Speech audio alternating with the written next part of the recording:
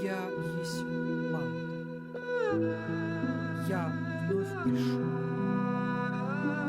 Я очень надеюсь, что наша сегодняшняя беседа будет полезна для вас, для вашего Вы знаете, что очень важно в ваше время является именно сосредоточить все ваши усилия на поддержании внутреннего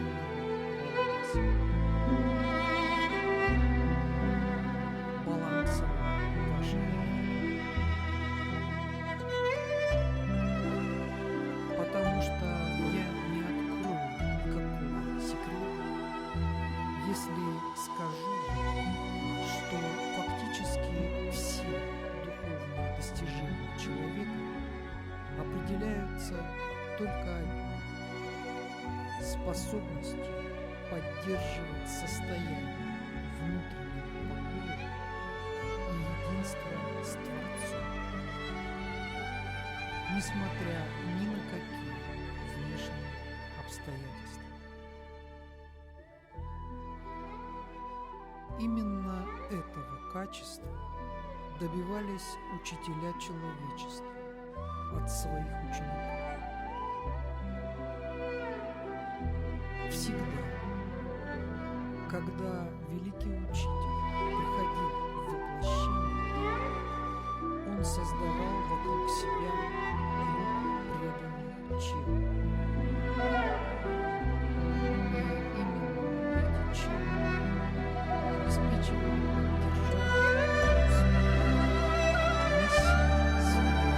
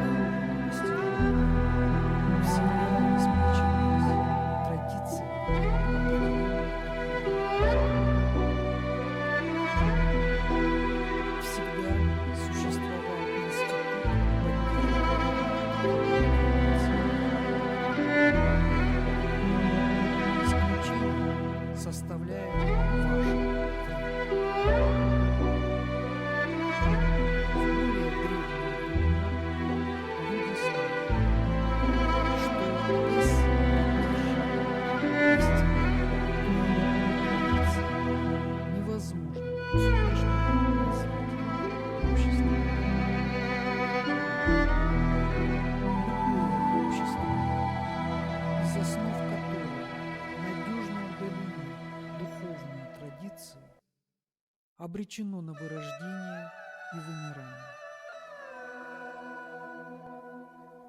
При всей кажущейся привлекательности существующей сейчас на Земле цивилизации поклонения Золотому Тельцу, эта цивилизация не будет иметь продолжения. К сожалению, она обречена, потому что оторвала себя от Бога и, следовательно, оторвала себя источником божественной энергии.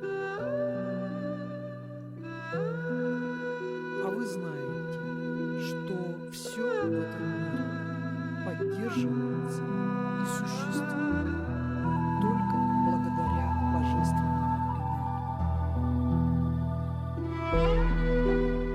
И только добровольно отказываясь от источника энергии, цивилизация обрекает себя на гибель.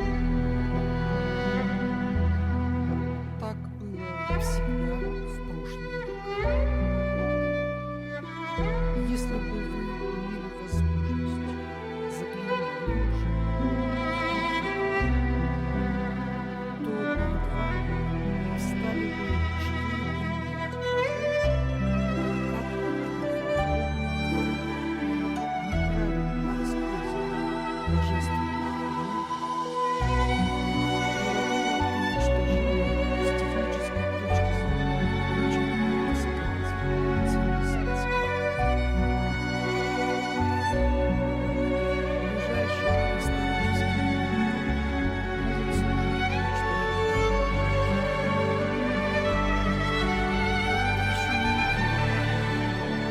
Говорится, что огромный материк был уничтожен за считанные дни, погружен в пучину океана. Уцелели только избранные последователи, учителя человечества, которые в своем сердце сохранили преданность. В то время, около миллиона лет назад, материк Атлантида находился в постоянном состоянии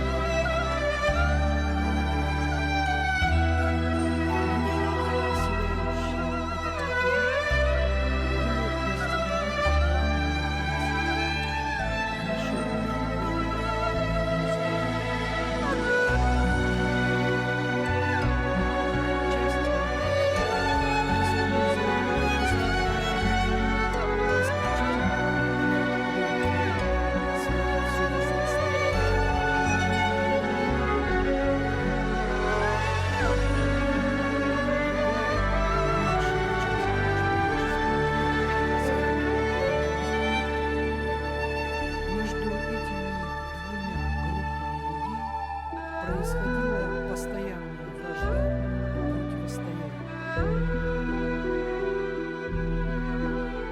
Это действительно два совершенно противоположных по своей внутренней сути направления развития человечества. Первое направлено на служение своему эго и удовлетворению его желаний. Второе направлено на служение Богу